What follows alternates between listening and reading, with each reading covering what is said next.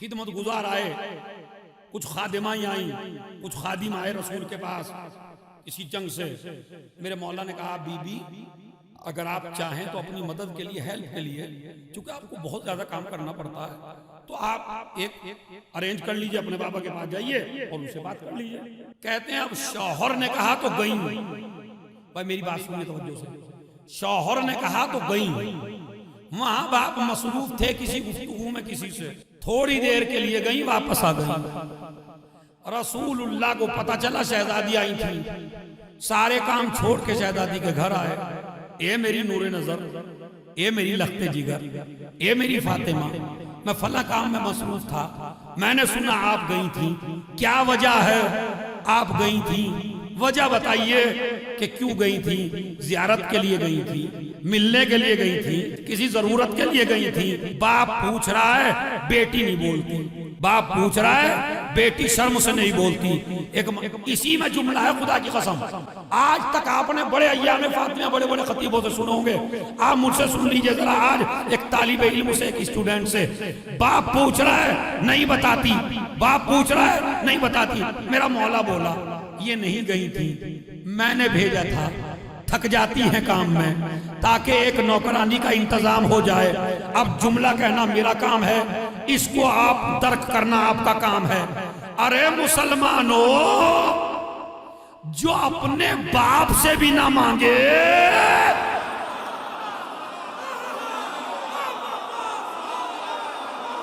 ارے باپ سے تو ہر بیٹی مانگ لیتی ہے، مگر جو باپ سے بھی نہ مانگے، اگر فدق حق نہ ہوتا.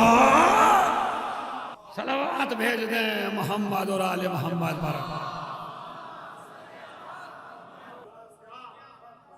اب سنیے، اور لگا اس لیے گئی تھی.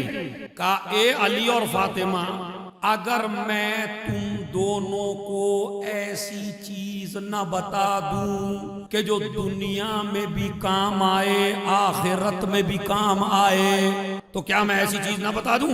اور کہا الدنیا وما فیہا، جو دنیا کی ہر دولت سے بہتر ہو، ایسی چیز نہ بتا دوں. بس شہزادی بولی، کہا اگر ایسی مل جائے تو پھر اس میں کوئی مسئلہ ہی نہیں ہے. گئی تھی خالی خادمہ کے لیے. اما باپ ہو تو ایسا ہو جو دنیا بھی دے، آخرت بھی دے.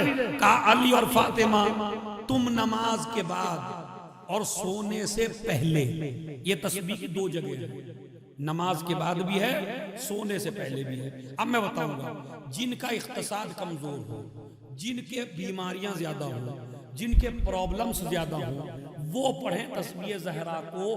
تجارت میں گھاٹا ہو، وہ پڑھیں تسبیح کو سونے سے پہلے. یہ ایک موقع والی دعا ہے. تو سونے سے پہلے اور نماز کے بعد 34 مرتبہ اللہ اکبر، 33 مرتبہ الحمدللہ، 33 مرتبہ سبحان اللہ، یہ کہا کرو. شہزادی کہنے لگی رضیت عن اللہ وعن رسول، اللہ کی بات سے بھی راضی، رسول کی بات سے بھی راضی، اللہ کی بات سے بھی راضی، رسول کی بات سے بھی راضی، جو آپ دونوں کا فیصلہ بالکل راضی ہوں. اسی وقت سے شہزادی نے اور مولا علی نے اس ذکر کو پڑھنا شروع کر دیا نماز کے بعد، سونے سے پہلے. جب سے شروع ہوا اب قیامت تک باقی رہے گا. تسبیح فاطمہ کے نام سے، توجہ یاد ہوں، تسبیح فاطمہ کے نام سے باقی رہے گا، چونکہ رسول نے ہدیہ دیا تھا. اب سمجھ میں آیا 5ویں امام کی حدیث جو پہلے پڑھی میں نے، اگر اس سے اچھا کوئی ہدیہ ہوتا تو رسول اپنی بیٹی کو وہ دیتے.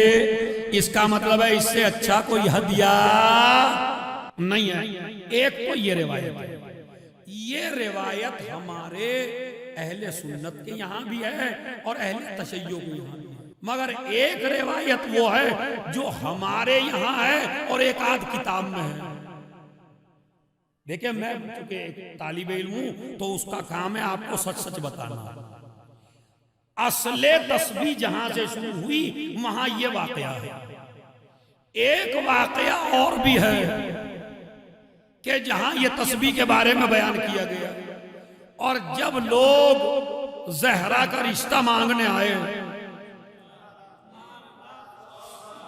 اور سب نے کہا ہمیں دے دیجئے، ہم سے شادی کر دیجئے، ہم سے شادی کر دیجئے۔ اب میرا شادی کا موضوع نہیں ہے، یہ بھی ایک اشرا الگ ہے کہ ہم سے شادی کر دیجئے۔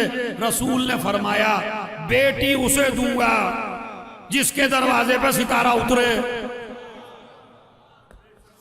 جس کے دروازے پہ ستارہ اترے گا اس کو بیٹی دوں گا۔ کہتے ٹھیک ہے۔ جمعرات کا دن آیا، رات آئی جمعے کی، پورا مجمع جاگ رہا ہے، شہزادی بیٹھی ہوئی ہیں۔ ایک مرتبہ ستارہ شہزادی نے پڑھنا شروع کیا، اللہ اکبر اللہ اکبر اللہ اکبر۔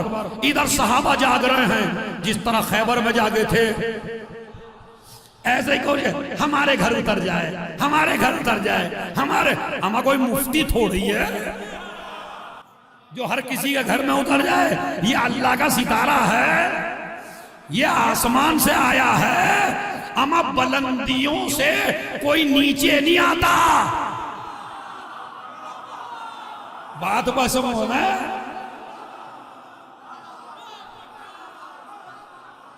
بلندیوں سے کوئی نیچے نہیں آتا۔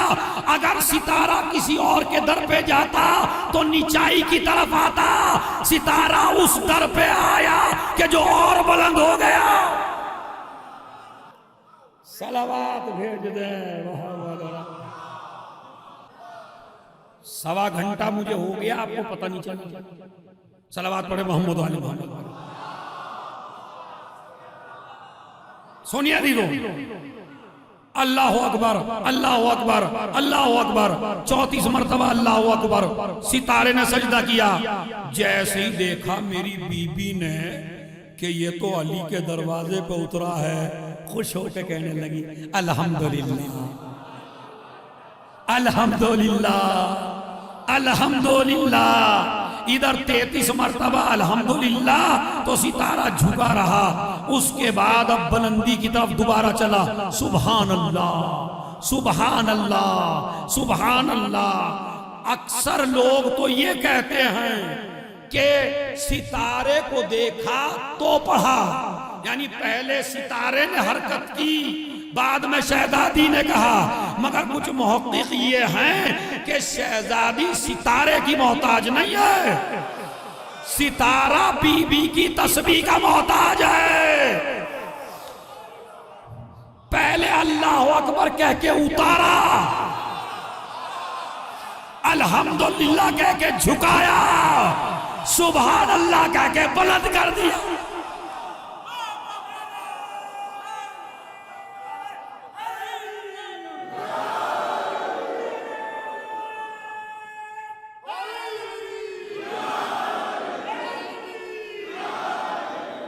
یہ بھی روایت ہے، یہ بھی روایت ہے۔ تو روایت کوئی بھی مانیے، ہو سکتا ہے قصہ دونوں کا ہو، تو یہ ذکر الہی ہے۔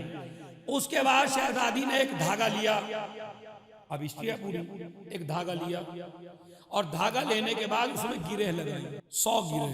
اب شہزادی کو ضرورت نہیں ہے گرہوں کی، یہ ہمیں ضرورت ہے بھولنے والوں کو، قیامت تک لے جانا ہے نا تسبیح کو۔ تو نظر دیکھے میری بیوی کی، لگائیں۔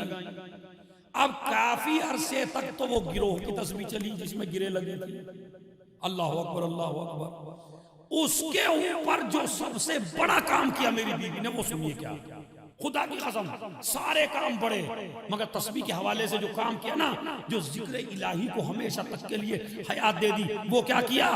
جناب حمزہ شہید ہو گئے، شہزادی جناب حمزہ کی قبر پہ گئیں، قبر کی مٹی لی، مٹی سے تسبیح بنائی، حمزہ کی قبر کی مٹی لے کے تسبیح بنائی۔